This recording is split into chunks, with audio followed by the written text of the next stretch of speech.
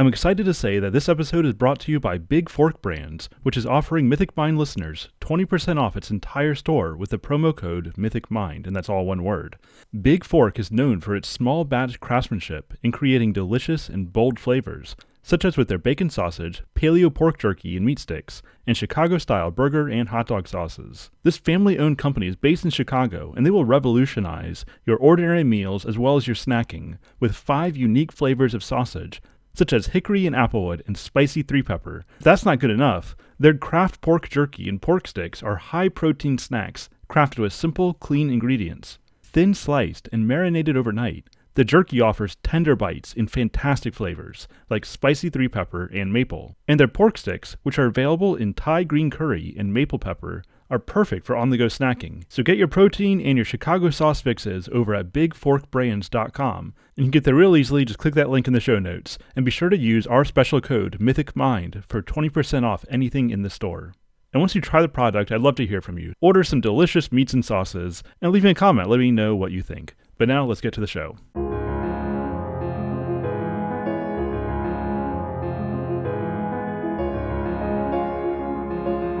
Hello and welcome to Mythic Mind, where we pursue wisdom on the paths between primary and secondary worlds. I'm Dr. Andrew Snyder, and I'm glad that you're here.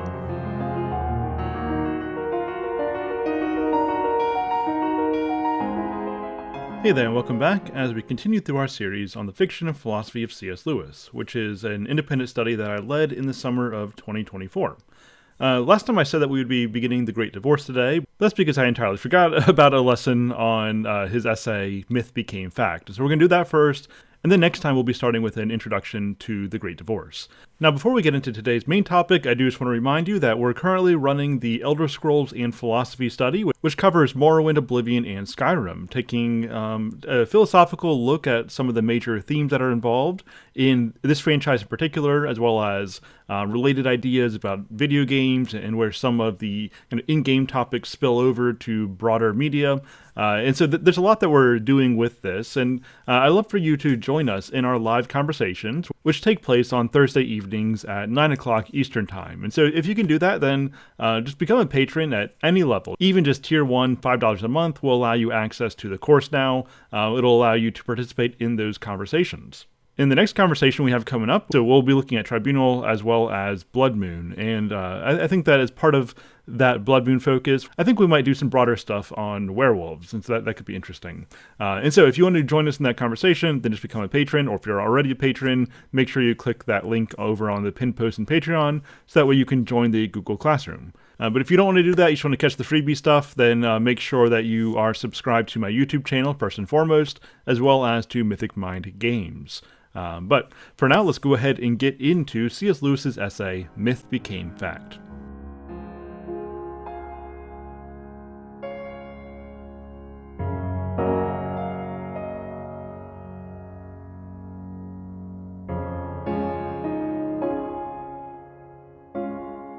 Hello, welcome back, as we talk a little bit about how C.S. Lewis engages with the idea of myth within his Christian context, within his Christian philosophy. It's no secret. You don't have to go very far into Lewis to recognize that he has a love for the great pagan myths. And in fact, this is one area of criticism that some people have for him. Some Christians think that Lewis never let go of paganism enough, and that he actually had an unhealthy and un-Christian attachment to paganism. But in my reckoning, that fails to really understand exactly what he's doing here. I think he's actually doing something very sophisticated. He's doing something very significant, very, I would say, true. Now, as I've mentioned before, Lewis's love for mythology is something that gripped him at an early age, as he came to love particularly Northern, the Norse mythology. In fact, he loved this sense of Northernness, he says. And remember later on, as he's honing his literary theory, he talks about how the best kinds of stories are those which give you a sense of presence, that they bring you into a certain state of being. Well, what he loved about the Northern stories was precisely that they gave him this sense of Northernness, which just gripped his affections, it gripped his imagination, it gripped his heart. Now, As you read it in Surprised by Joy, he kind of waffled a little bit about his engagement with mythology. You know, he went through kind of an objectivist streak, a very rationalist streak, in which he thought, as the Fox would tell us, that the pagan myths are all just the lies of poets, and so they really just need to be left behind. But despite this rationalist temptation he had, he can never really shake this love that he had for great myths. And in fact, that's part of what brought him to the threshold of Christianity. As Tolkien explained to Lewis, that Christianity is a myth, but what makes it different is that it is the true myth. It is the myth that became fact, the myth that entered into history at a particular time in a particular place. In fact, as Tolkien talks about on fairy stories, which I'm also going to include in the supplemental reading here, he says that instead of dispelling the idea of myth, the gospel actually validates myth. It gives it more significance. It actually makes it more real. And as we explore these ideas, we're principally going to be looking at two essays. The first is Myth Became Fact, then Is Theology Poetry, and then we'll end with a reference to Is Theism Important? All essays from Lewis. Now, first, in Myth Became Fact, Lewis is responding to this guy named Quirinius. Now, Quirinius was pointing out that modern Christians don't really believe all of this mythological stuff. They don't really hold to this unscientific story. He says that the myth, the metaphysical story, the meta-narrative of Christianity, it really is just this collection of leftover vestiges from primitive peoples, but that modern Christians don't actually believe that these things actually happen. They don't believe these things are actually real. They're just leftovers from a more primitive time. And so Lewis is trying to respond to this, saying that, no, actually, the myth of Christianity is what Christianity is. Now, it is the myth that became fact, and so don't misunderstand what I or Lewis are saying. He's not saying Christianity is a fiction, but it is a metaphysical narrative that entered into history. And let's keep going to get a sense of what he's talking about. Even assuming, which I most constantly deny, that the doctrines of historic Christianity are merely mythical, it is the myth which is the vital and nourishing element in the whole concern. Quirinius wants us to move with the times. But we know where times move. They move away. But in religion, we find something that does not move away. And this thing that doesn't move away, in this particular context, is the idea of myth. Myth is perennially true. Think in the end of Book 1 of Till We Have Faces, when Orual is speaking with the priest, and the priest is talking about how Psyche was driven into exile, but that then she reunites with her lover, and Orual says, wait, did this already happen? And the priest says, it always happens. This is part of the cyclical movement of the seasons. That sometimes she's in mournings, and sometimes she is back with her lover. And so the priest's answer is that this is part of the very fibers of nature. And Orual doesn't like this answer because that makes her think that the priest's story misses the reality of it. But that's actually not what the priest is doing. He's not missing anything. He's bringing it up in... He's bringing the particular up into the universal. And so in other words, the myth of Psyche and Cupid is always true. And in fact, it always has been true. Now, what Orual misses is that it can be both perennially true as well as historically and particularly true. And so there is a potential meeting place between the particular and the universal. You can have something that is a historical fact as well as a universal, abstract, timeless myth. And in fact, the particular drives us up into that which is timeless, that which does not move, but that which always is.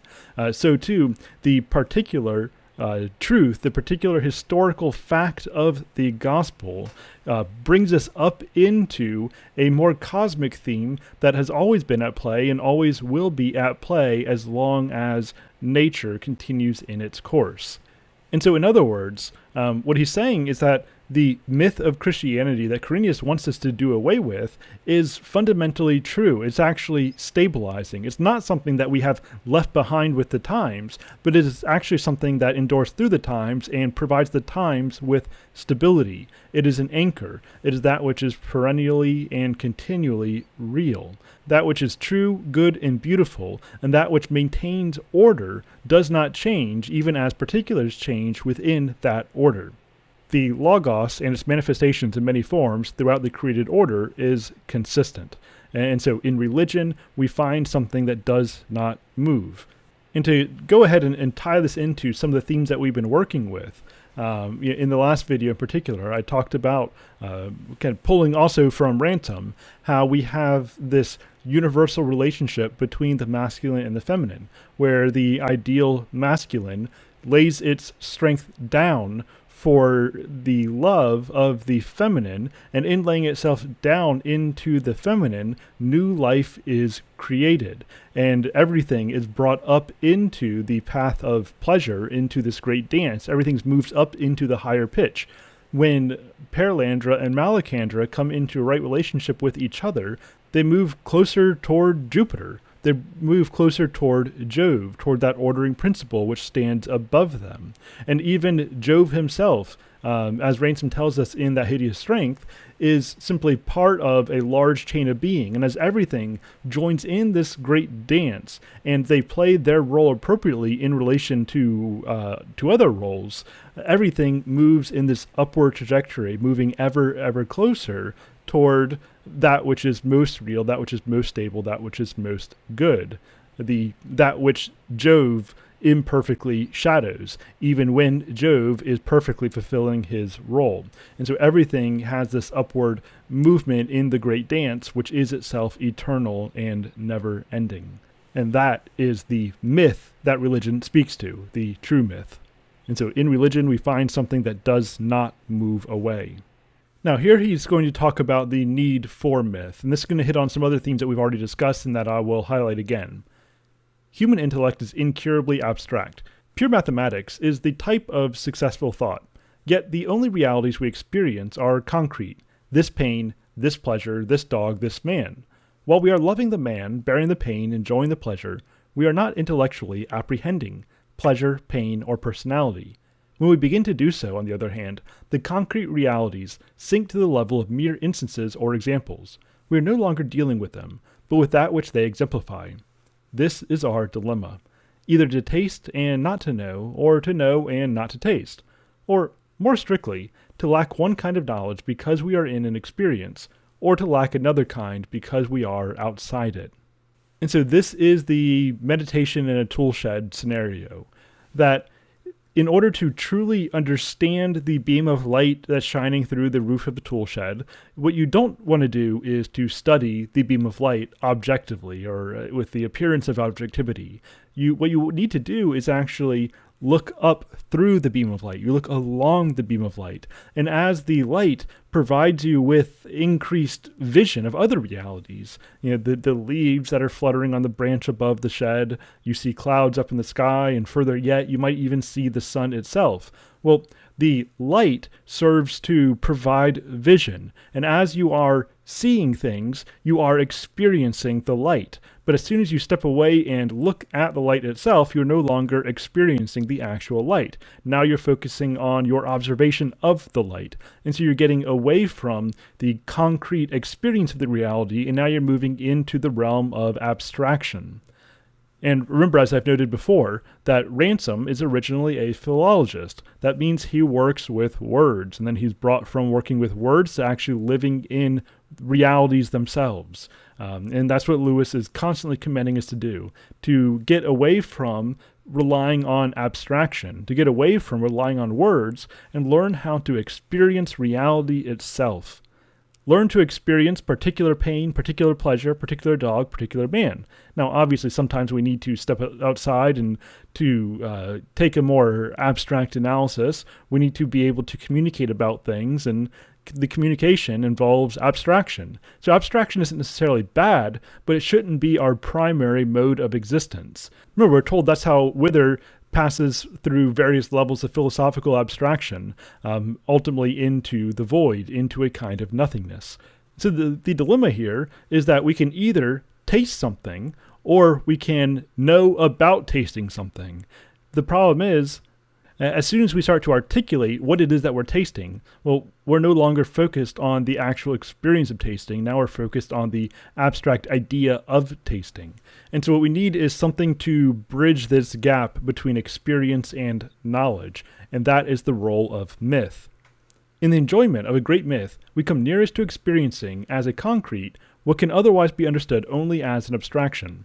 At this moment, for example, I am trying to understand something very abstract, indeed, the fading, vanishing of tasted reality as we try to grasp it, with a discursive reason. Probably I've made heavy weather of it, but if I remind you instead of Orpheus and Eurydice, how he was suffered to lead her by the hand, when he turned around to look at her, she disappeared. What was merely a principle becomes imaginable. You may reply that you never till this moment attached that meaning to the myth. Of course not. You are not looking for an abstract meaning at all. If that was what you were doing, the myth would be for you no true myth, but a mere allegory. You were not knowing, but tasting. But what you were tasting turns out to be a universal principle. The moment we state this principle, we are admittedly back in the world of abstraction. It is only while receiving the myth as a story that you experience the principle concretely. In summary, myth is the mountain whence all the different streams arise which become truths down here in the valley. Or, if you prefer, myth is the isthmus which connects the peninsular world of thought with that vast continent we really belong to. It is not, like truth, abstract, nor is it like direct experience bound to the particular.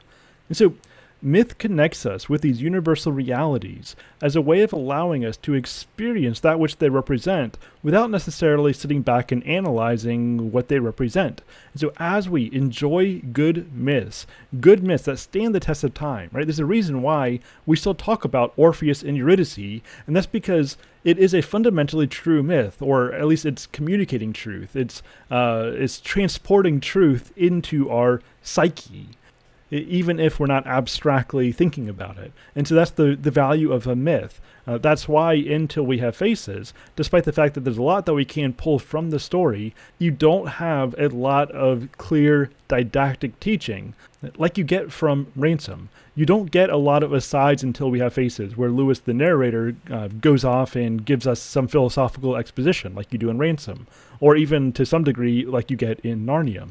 And that's because this is a myth. It's not meant to be a conduit of abstract truth. It's meant to pull you into a reality, and as it pulls you into that reality, it connects you with something that is in many ways more real than truth being a statement, truth being an abstraction. And so myth connects us with that which is real. However, to be very clear, the gospel does something more than this. It is, again, the myth that became fact. Now, as myth transcends thought, incarnation transcends myth. The heart of Christianity is a myth, which is also a fact. The old myth of the dying God, without ceasing to be myth, comes down from the heaven of legend and imagination to the earth of history. It happens at a particular date in a particular place, followed by definable historical consequences. We pass from a Balder or an Osiris, dying nobody knows when or where, to a historical person crucified. It is all in order, under Pontius Pilate. Now, he talks about in a few places, in Myth Became Fact, in I think is Theology Poetry, and I know in his essay and book Miracles, he talks about how the themes of the gospel are found throughout the natural order. This idea of dying and rising, that a seed has to die in the earth in order to rise and become new life. In fact, we see this idea of death and resurrection embedded all throughout the natural order, that things have to cease to be in order to become that which they are meant to be, that the right kind of death gives way to life, as well as many other examples that Lewis provides. And take a look at the essays to get more examples on that. And not only is this gospel theme present in the natural order, but we see it again and again in pagan mythology. We see this idea of a dying and rising god, Balder and Osiris, and there are other examples as well. And a lot of times skeptics and atheists will look to these pagan stories of dying and rising gods and say that the Christ story is basically just a copycat. It's another imaginative telling of the same story that we find throughout mythologies, and that therefore the Christ story is probably just as historically grounded as these stories. That is not at all. However, Lewis is going to respond to that. Those who do not know that this great myth became fact when the Virgin conceived are indeed to be pitied. But Christians also need to be reminded, we may thank Quirinius for reminding us, that what became fact was a myth, that it carries with it into the world of fact all the properties of a myth. God is more than a god, not less. Christ is more than Balder, not less. We must not be ashamed of the mythical radiance resting on our theology. We must not be nervous about parallels and pagan Christ. They ought to be there. It would be a stumbling block if they weren't. We must not, in false spirituality, withhold our imaginative welcome. If God chooses to be mythopoeic, and is not the sky itself a myth, shall we refuse to be mythopathic? For this is the marriage of heaven and earth, perfect myth and perfect fact, claiming not only our love and our obedience, but also our wonder and delight, addressed to the savage, the child, and the poet in each one of us, no less than to the moralist, the scholar, and the philosopher. And so in other words, he's saying that if the gospel is true, then this idea of pagan Christ, of imperfect presentations of this theme in pagan mythology, is exactly what we ought to expect. And that's because in these stories of the dying and rising God, the pagans are approaching something that is real. They're approaching the story that is seen played out throughout nature, that's seen played out in a universal sphere. And in fact, that all of nature, that all of history, all of human experience is moving toward, which then we find in the fact of Christ, born at a particular time to a particular people, who was crucified by a particular Roman governor, and who was raised from the dead in history, in the flesh. And so this fact of the gospel speaks to a broader reality that is embedded in the natural world, that is embedded in the cosmos, and that is embedded in every human heart. It is what we all naturally desire. It is something that we're all yearning for. It's something that is fundamentally real. As Justin Martyr would tell us, the seeds of the Logos are embedded throughout human experience and rise up, moving us in naturally toward Christ, who is the end, who is the goal of all of our imaginations, the goal of all of our desire, the goal of human existence. And so we should naturally expect that this reality would appear in the dreams and in the lies of the poets, as corrupted, as perverted, as half-dressed as it may be. Now just a little bit from his essay, Is Theology Poetry?, in which he's trying to address the question, is theology poetry? And he says that this question was posed to him, and he clarifies a little bit about what it means, and he supposes the question is theology only poetry? And so that's really what he's dealing with. Is it the lies of poets? And on one hand, this is going to be a little bit repetitive from what I said from Myth Became Fact, but I do think it adds a little bit more flesh to that argument. The truth is that the resemblances to pagan stories tell nothing either for or against the truth of Christian theology. If you start from the assumption that the theology is false, the resemblances are quite consistent with that assumption. One would expect creatures of the same sort, faced with the same universe, to make the same false guess more than once. But if you start with the assumption that the theology is true, the resemblances fit in equally well. Theology, while saying that a special illumination has been vouchsafed to Christians and earlier to Jews, also says that there is some divine illumination vouchsafed to all men. The divine light, we are told, lighteneth every man. We should therefore expect to find in the imagination of great pagan teachers and myth-makers some glimpse of that theme, which we believe to be the very plot of the whole cosmic story, the theme of incarnation, death, and rebirth, and the differences between the pagan Christ, Balder, Osiris, etc., and the Christ himself is much what we should expect to find. The pagan stories are all about someone dying and rising, either every year or else nobody knows where and nobody knows when. The Christian story is about a historical personage whose execution can be dated pretty accurately under a named Roman magistrate, and with whom the society that he founded is in a continuous relation down to the present day. And so I think that Lewis masterfully deals with this criticism levied against Christianity, that it is just a ripoff of other stories, kind of just recapitulated. He says, no, this is the story that pagan poets have approached through dreams, that they have approached through shadows, through the light of revelation that they have by virtue of the Logos, right? Christ is the Word, Christ is the Logos that enlightens all men. And for that reason, all men naturally have this relation toward this reality that is given to incarnation, death, and rebirth. And so that's why these themes play such a prominent role in the great pagan stories. They have imperfect connections with this reality that became fact, became historical fact. The gospel is the kernel of the cosmic order, at least as it can be known. It is the true stream into which all of the best pagan tributaries feed. And so this is where we see the fulfillment, this is where we see the substance behind the shadows. It is like watching something come gradually into focus. First it hangs in the clouds of myth and ritual, vast and vague. Then it condenses, grows hard, and in a sense small, as a historic event in first century Palestine. Remember, Dimble talks about this in That Hideous Strength, when he says that everything comes into focus over time. Everything comes to a point over time. And so originally, these gospel themes are seen through nature. They're seen through the visions and the lies of the poets. And eventually things come into focus with a particular people. It comes into focus to the people of Abraham. It comes into greater focus through the leadership of Moses. It comes into greater focus through the prophets. And eventually it comes into the greatest focus with Christ himself, the concrete focus of actual historical substance, of this great cosmic myth that became historical fact. And so this is why Lewis has no problem making use of good pagan myths, because good pagan myths connect us with reality, and brought to their fulfillment, they bring us into connection with the reality of the Christian gospel. As foretold in Paralandra, Ransom at last understood why mythology was what it was. Gleams of celestial strength and beauty falling on a jungle of filth and imbecility. And so we take the gleams of celestial strength and beauty where we find them, and we leave the jungle of filth and imbecility.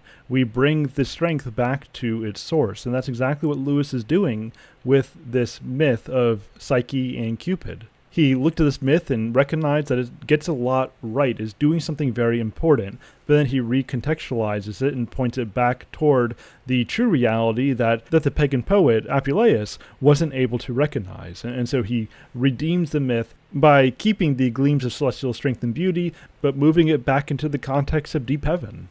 Now, let's wrap this up with a little bit from his essay, Is Theism Important? He says, when grave persons express their fear that England is relapsing into paganism, I am tempted to reply, would that she were, for I do not think it at all likely that we shall ever see Parliament opened by the slaughtering of a garlanded white bull in the House of Lords, or cabinet ministers leaving sandwiches in Hyde Park as an offering for the Dryads. If such a state of affairs came about, then the Christian apologists would have something to work on. For a pagan, as history shows, is a man eminently convertible to Christianity. He is essentially the pre-Christian, or sub-Christian, religious man. And I think that this is an important point here.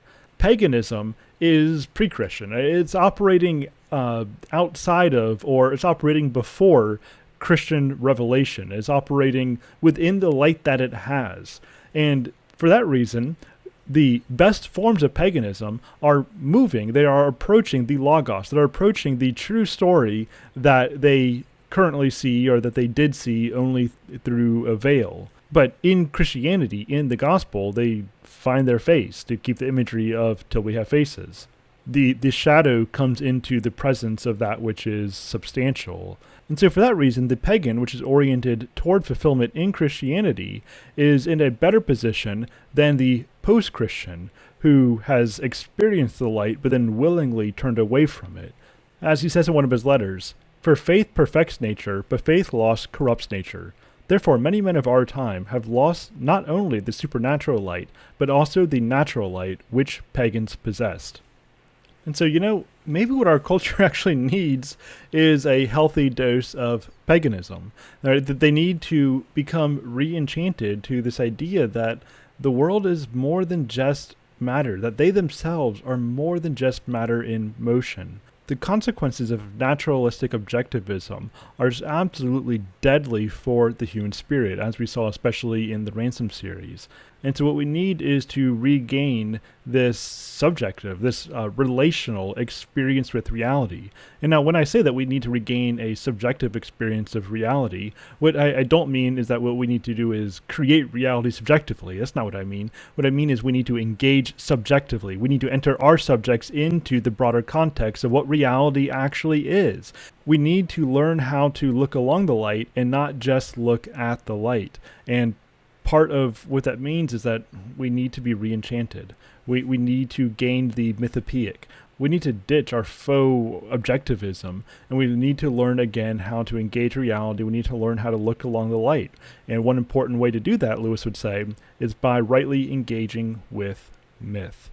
and walking in the things themselves. And for a little bit more on this discussion, I recommend look up my podcast, go to Mythic Mind episode 49, which is actually about Beowulf, but I talk a little bit more about Lewis and paganism, as well as Tolkien and Kierkegaard, and kind of bring all of them into this kind of conversation. So again, that was episode 49 of the Mythic Mind Legacy podcast. But that's where I'm going to leave it off for now. I hope this was helpful, and until next time, Godspeed.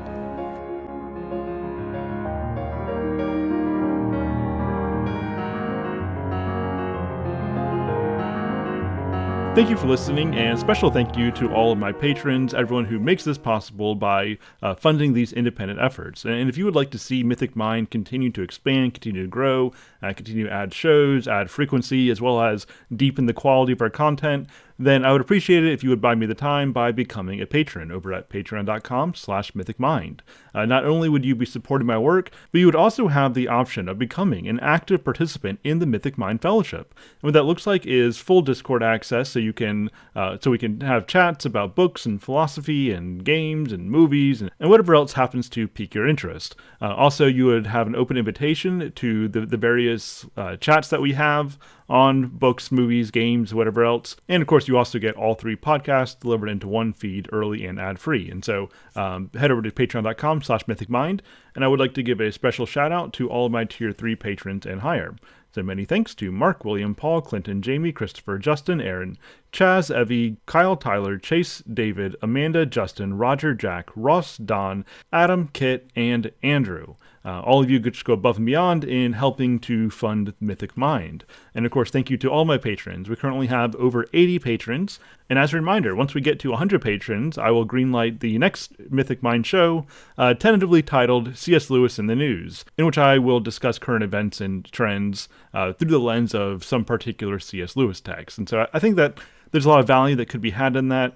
When I did that a few episodes ago, that received a lot of positive feedback, and so I really look forward to adding that to our catalog, but I just can't add anything else until I get some support that allows me to turn attention away from some other areas. So if that interests you, patreon.com/mythicmind. The next thing to come out from Mythic Mind on the freebie feeds will be over on Mythic Mind Games, with either Final Fantasy VI on Friday, or maybe something sooner from the Elder Scrolls course. We'll see. But either way, that's where the next thing will be coming out, or you can just stick around here until we get to the Great Divorce in the next week. But that's it for now. Until next time, Godspeed.